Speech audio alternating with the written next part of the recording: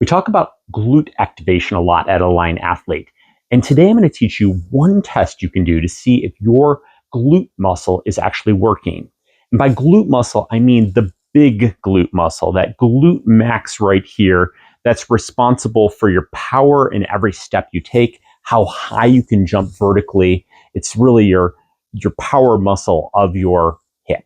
Okay? Let's do it. To test your glute max, you're going to lie down on your stomach with your arms in a goalpost position, bend your knee to 90 degrees, and without lifting your hip off the floor, lift your leg as high as you can.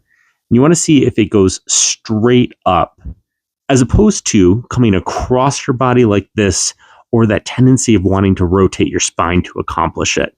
What you want to see is that leg is going up high by itself without lifting the hip. Test that on the other side. Remember, 90 degrees at your knee, lift straight up. Oof, that one is not going very far. Okay?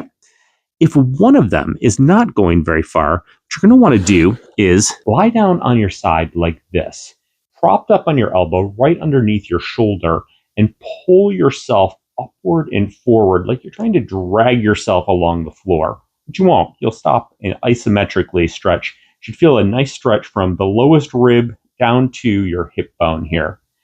That's your quadratus lumborum, and it can get a little tight, causing your glutes to shut off. Pretty miraculous, though. 30 seconds of this, and then we're going to do that test again.